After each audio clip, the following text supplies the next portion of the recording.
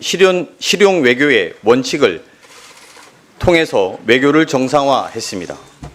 지난주 경주 시민과 국민 여러분의 성원에 힘입어 세계의 경제 교류 협력 논의를 주도하면서 APEC 2025를 성공적으로 개최하여 미래지향적인 안보 협력을 강화하고 AI 3대 강국의 가능성을 전 세계에 알렸습니다.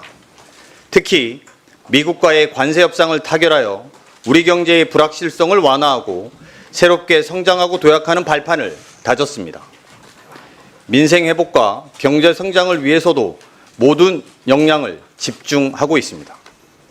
물가와 주거, 안전, 일자리 등 국민의 일상과 직결된 민생을 신속히 안정시키고 대한민국 경제가 다시 도약하고 성장할 수 있도록 최선을 다하고 있습니다.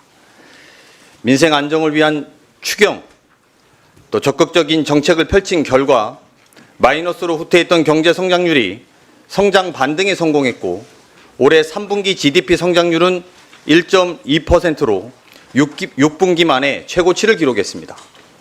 시중 자금의 생산적 금융으로의 이동을 통한 우리 경제의 체질 전환을 위해 자본시장 정상화에도 힘쓰고 있습니다. 그 노력에 힘입어 코스피가 사상 최고치를 여러 차례 경신해 왔습니다. 국민주권정부는 당면한 위기 극복을 넘어 미래를 대비한 과감한 투자도 진행하고 있습니다. 공급망 재편, 강대국 간의 패권 경쟁, 기후위기에 따른 산업전환에 적극 대응해야 국가의 미래와 국민의 삶을 보호할 수 있기 때문입니다. 정부는 이를 위해 국가적 역량을 하나로 모아 AI와 과학기술을 바탕으로 세계를 선도하는 기술 강국 대한민국을 만들겠습니다.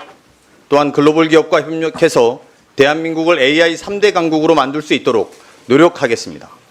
이와 함께 전 정부의 실패한 재정 운영을 극복하고 책임 있고 지속 가능한 재정 운영을 통해 회복과 성장을 든든하게 뒷받침하겠습니다. 국민의 생명을 지키는 일은 국가의 존재 이유 중에 가장 중요한 일이라고 생각합니다. 국민을 지키는 것이 안보를 확고히 하는 것이라는 일념으로 국가의 책무를 다하겠습니다. 더 이상 국가 시스템 부재로 귀중한 국민의 생명을 잃는 비극이 벌어지지 않도록 노력하겠습니다.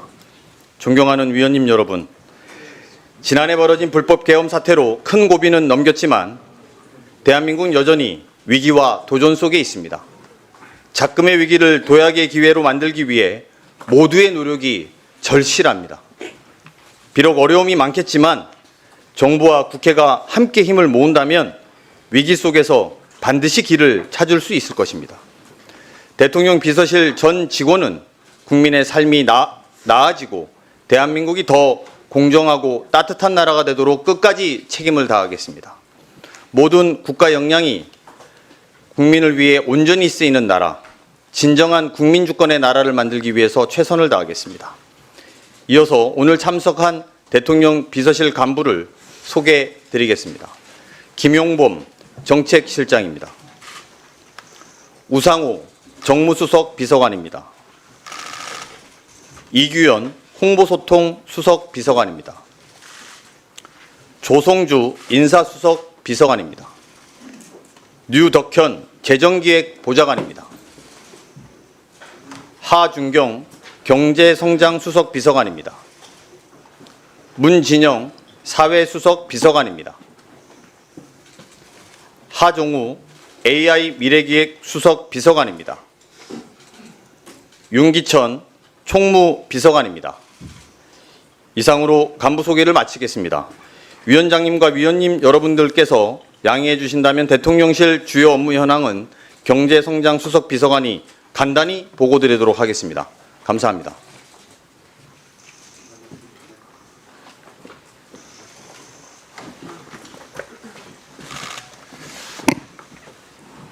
예, 대통령 비서실 경제성장 수석 비서관 하준경입니다. 이 대통령 비서실의 주요 업무 현황 및 추진 계획을 간단히 보고드리겠습니다. 먼저 경제정책 관련입니다. 이 새 정부는 출범 직후부터 민생 경제 위기 긴급 대응에 전력을 다했습니다. 대통령 주재 비상경제점검 TF를 즉시 가동하여 금년 2차 추경을 편성하였고 3개월 만에 92.4%를 신속 집행하였습니다.